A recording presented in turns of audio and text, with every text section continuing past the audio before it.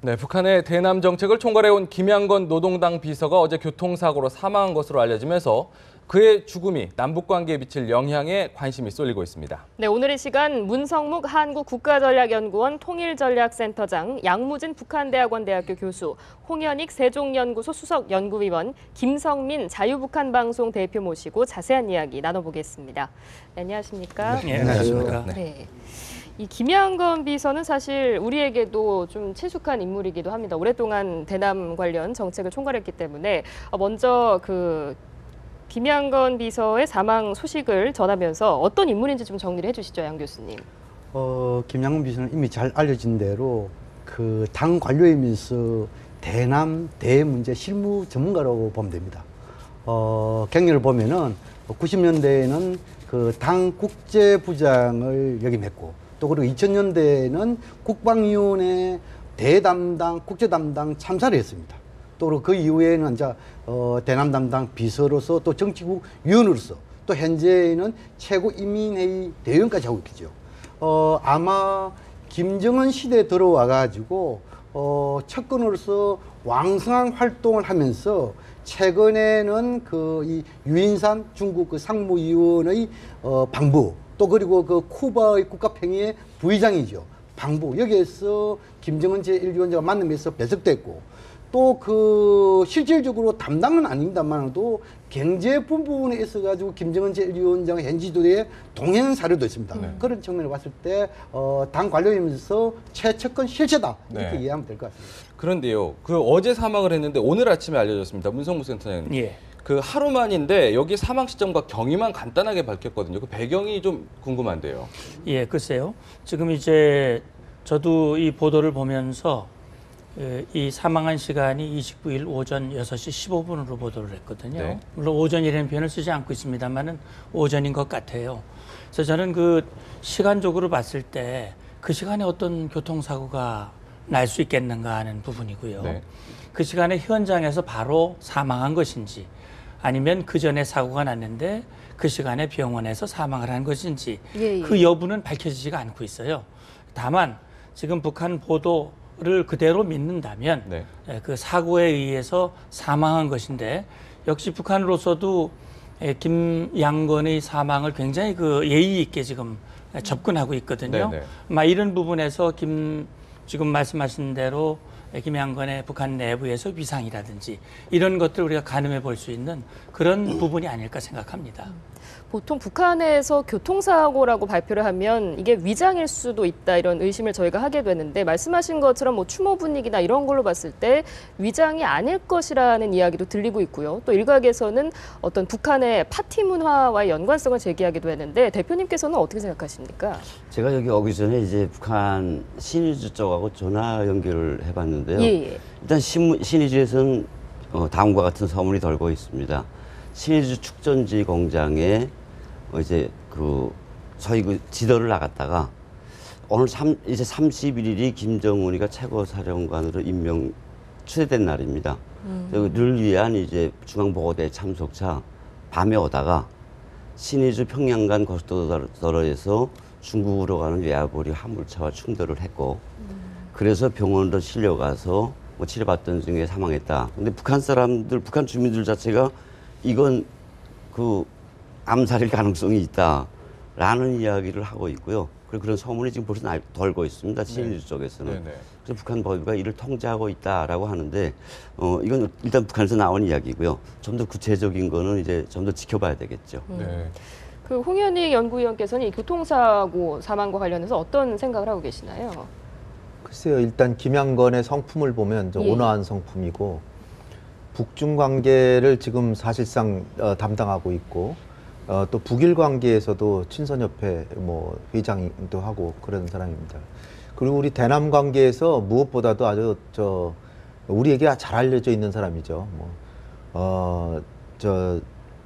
이제 임태희 장관하고 회담도 했고 네네.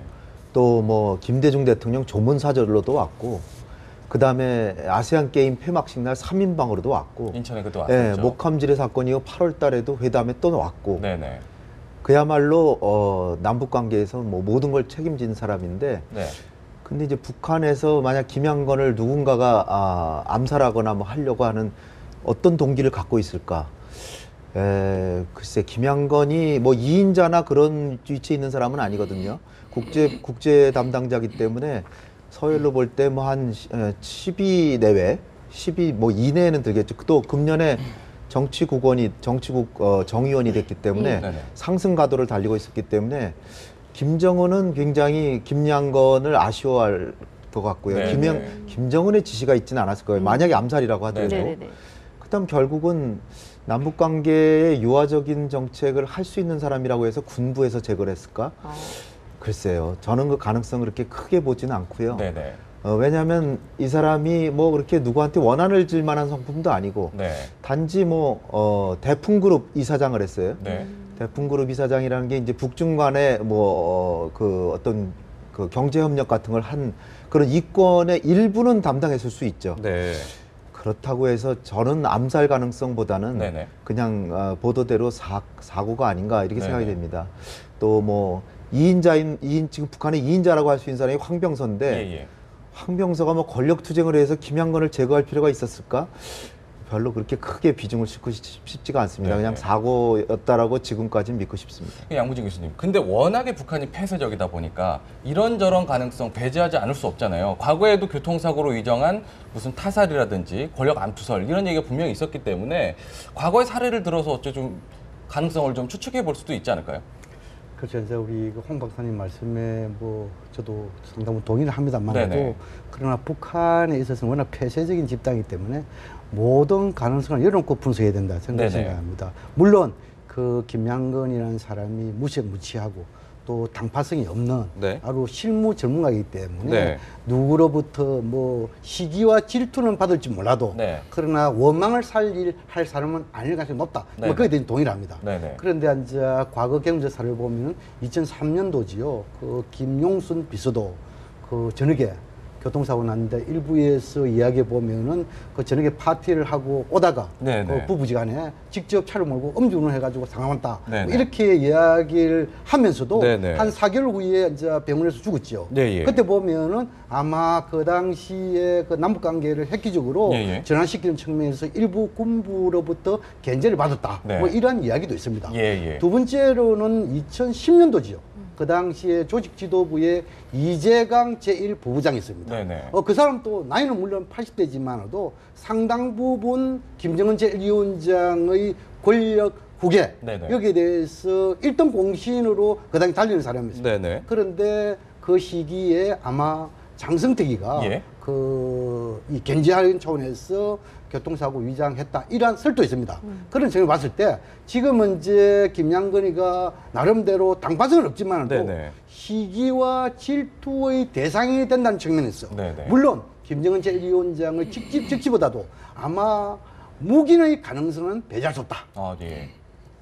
그렇다면은 위장 교통사고 음주에 의한 단순 교통사고 모든 가능성을 열어놓고 분석해야 된다. 그렇게 생각합니다. 그러니까요. 아까 전에 그 문성무 센터장님도 말씀하셨지만은 뭐 여러 가지 면에서 가능성을 좀 봐야 되기 때문에 북한의 파티 문화 아까 좀 허승한 것도 좀 궁금해했는데 북한의 파티 문화가 좀 독특하다는 게 있는데 누구 뭐 설명해 줄 수 있나요? 북한의 파티 문화가 어떻길래 그런가요? 뭐 저는 뭐 정확히는 알 수 없습니다만 그동안 이러저러한 분석이나 그런 내용들을 봤을 때 지금 이제 과거 이제 김정일 생존 당시에 보면은 이제 김정일이 자기가 신뢰하는 사람 또는 특별한 사람들을 비밀 파티에 초청을 해서 밤새 이제 파티를 하는데 그때는 반드시 운전수를 대동하지 않고 본인이 직접 운전을 하고 와서 파티가 끝나면 본인이 직접 또 운전하고 가도록 파티하면서 술을 마실 거 아니에요? 당연하죠.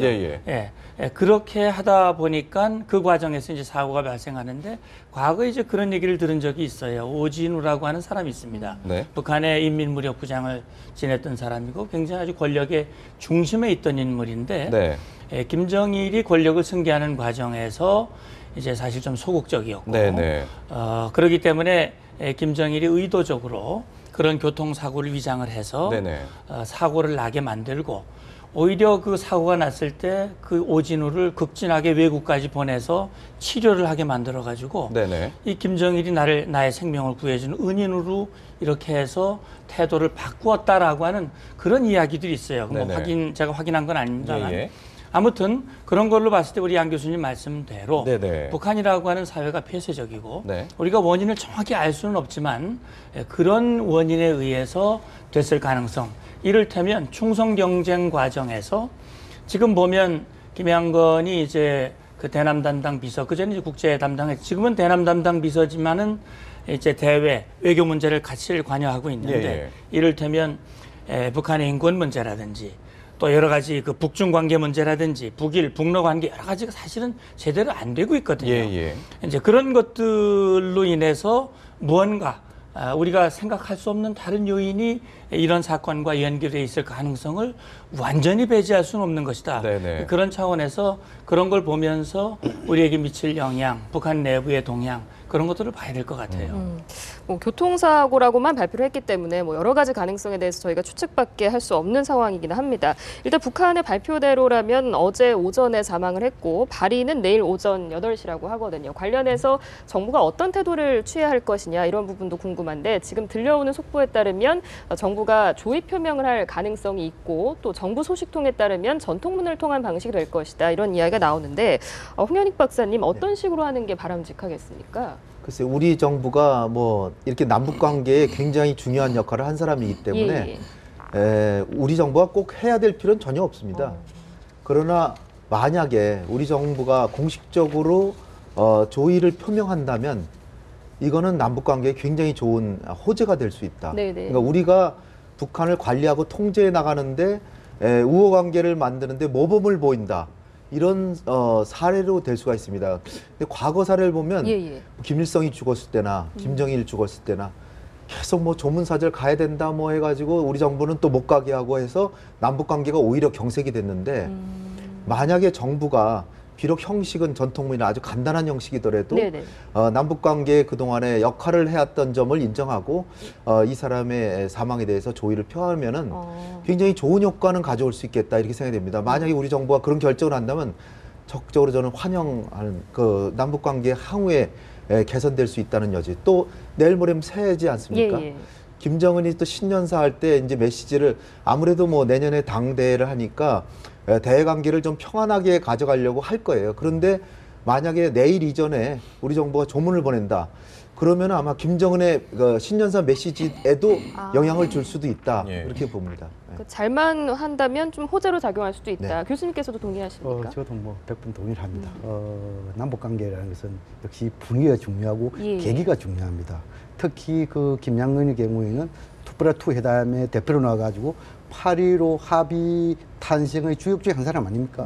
그런 측면에서 우리 정부가 나름대로 조의를 표한다. 이것은 우리가 남북관계를 주도하고 한반도 상황을 안정적으로 관리하는 데 상당히 도움이 될 것이다. 중요한 것은 조의 그 표시 주체가 누가 될 것이냐.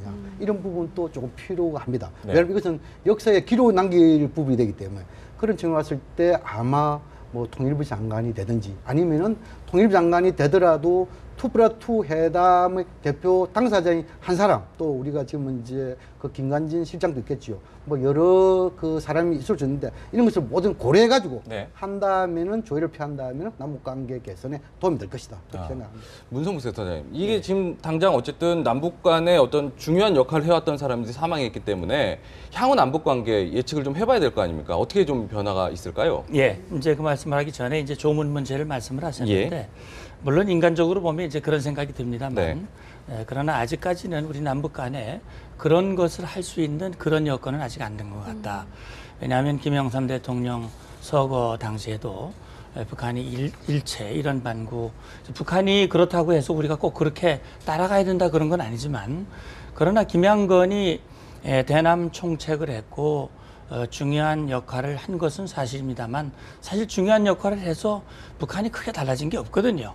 핵 문제도 그렇고 최근에 또 당국간 회담도 또 그렇게 됐고 그런 차원에서 봤을 때 아직 아마 우리 국민들의 정서가 그걸 수용하기는 좀 어렵지 않을까 하는 그런 생각이 들고 이제 그런 날이 언젠가는 와야 되겠지요. 그렇게 해서 중요한 인사들이 세상을 떠났을 때 남과 북이 같이 그렇게 조의를 표할 수 있는 날이 언젠가는 와야 되리라고 생각하는데 네네. 아무튼 이제 남북 관계의 전망을 보면 일단은 이 문제를 주무했던 특히 8.25 합의의 주무 당사자의 사망은 일단은 남북 당국간 회담이라든지 여러 가지 남북 행사를 이어가는 데는 일단 영향을 미칠 거로 봅니다. 여러 가지 실무적으로 봤을 때 후임자도 결정이 돼야 될 것이고 다만 북한이라고 하는 체제 또 역시 김양건이라고 하는 인물이 뭐 북한의 정책 결정을 좌지우지하는 그런 위치에 있는 사람이 아니었기 때문에 김양건의 사망 자체가 남북 관계의 흐름을 뭐 바꾸거나 그런 거는 아닐 것이다. 다만 일단 좀 더 그런 그 단기적인 영향은 아마 불가피하지 않을까 하는 생각을 합니다. 네, 아무래도 북한 체제에서 이제 결정을 하는 사람은 정해져 있기 때문에 장기적으로는 크게 영향받지 않을 것이다 이렇게 정리를 해주셨는데요. 궁금한 것은 아무래도 후임자 물색이 되겠죠. 후임자를 쉽게 찾을 수 있을까요? 북한 사회는 이제 대남 정책에 대한 소위 대남 전략에 대한 기존 틀이 만들어져 있지 않습니까?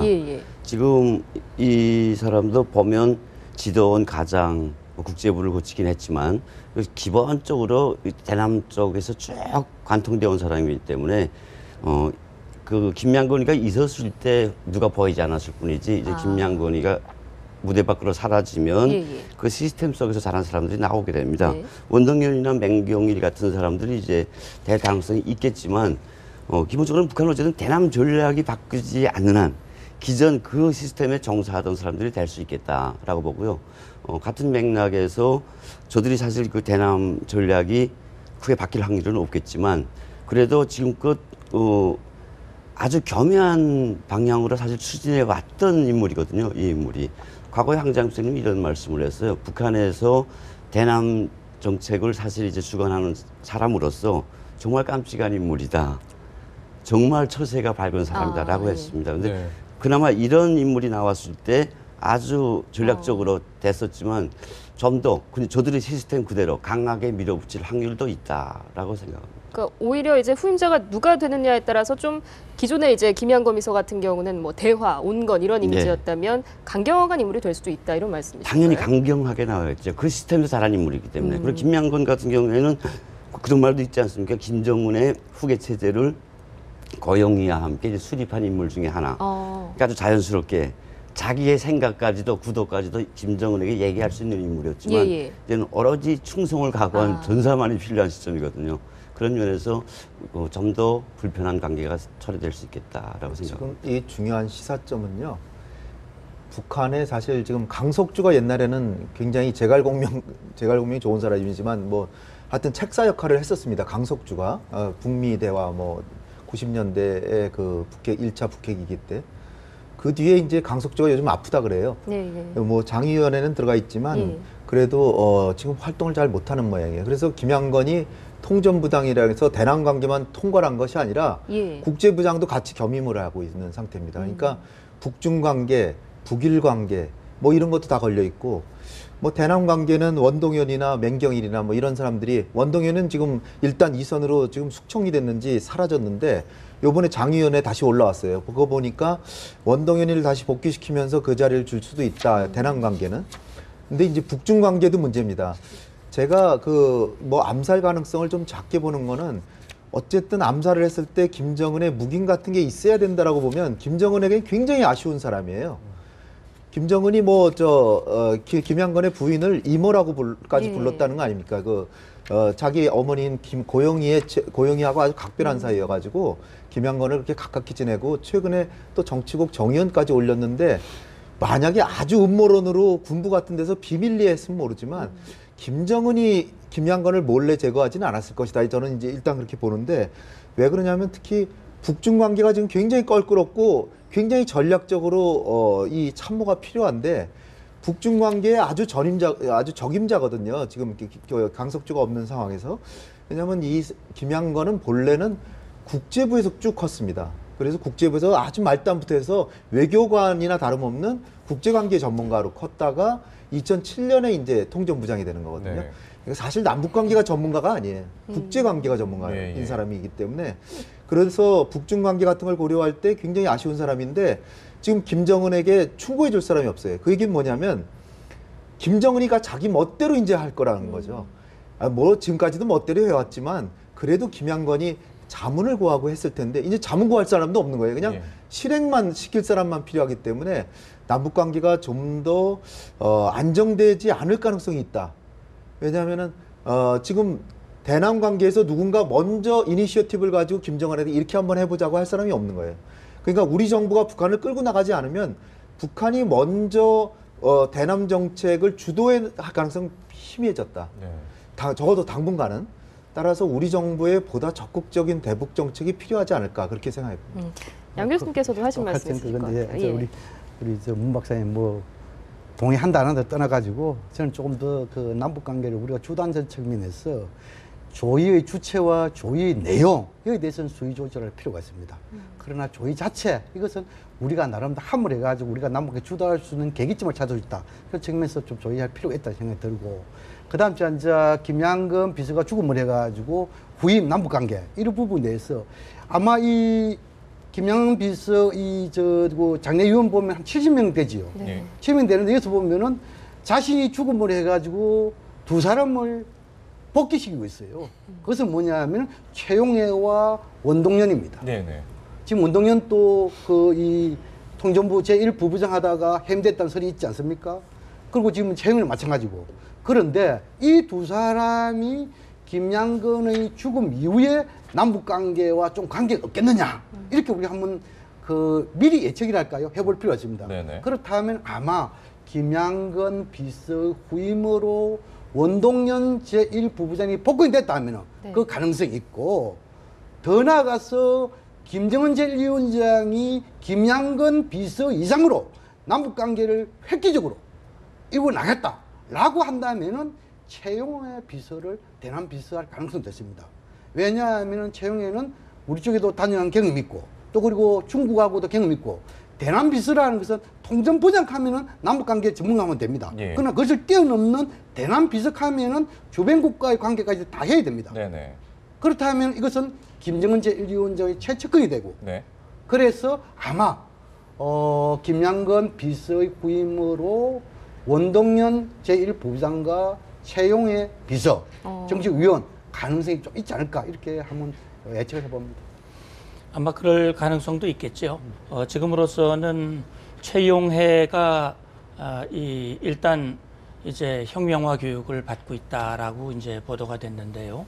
일단 장의위원 명단에 올라왔고 특히 김정은 입장에서는 전 북한 그 빨치산 세대의 사실 대표 주자였고 또 한때는 총정치국장을 했던 그런 인물이기 때문에 이번에 그 혁명화 교육을 간 이유가 뭐 백두산 그 발전소, 청년 발전소에 뭐 뚝이 무너졌다는 네네. 그런 어떤 실무적인 실수에 대한 책임을 지고 단기간 혁명화 교육을 했다면 다시 이 중책을 맡을 가능성이 좀 더 많지 않을까. 특히 이제 내년 이틀밖에 안 남았습니다만은 일단 2016년도에는 북한이 36년 만에 7차 당 네. 대회를 앞두고 있고요.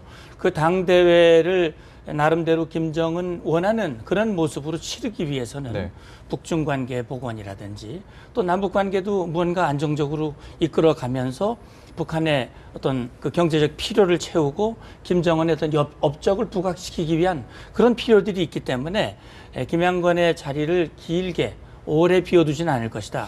그런 차원에서 우리가 생각지 않았던 그런 인물, 특히 김정은이 직접 대화할 수 있는 네. 그런 인물을 앉혀서 이 관계를 끌어갈 가능성도 우리는 조심스럽게 봐야 된다는 생각이 듭니다. 원동연뿐 아니라 최룡해 발탁 가능성도 두 분께서 좀 이야기를 해주셨고요. 계속해서 장의위원 명단에 대한 이야기를 해주셔서 이 장의위원이라는 게 항상 주목을 받기 마련인데 김정은 제1위원장이 장의위원장을 맡았다고 하더라고요. 북한에서 통상 이렇게 중요한 인물이 사망을 했을 때 김정은이 됐든 뭐 앞서 김일성, 김정일이 됐든 최고 지도자가 장의위원장을 맡는 경우가 많이 있었나요? 어떤 의미입니까? 많지는 않지만 예. 정말 소위 그 당과 국가의 신임을 얻던 자들에 한해서는 김일성 때부터 우리 김정일, 김정은도 지금 몇 번 나오지 않았습니까? 예. 직접 나서서 합니다.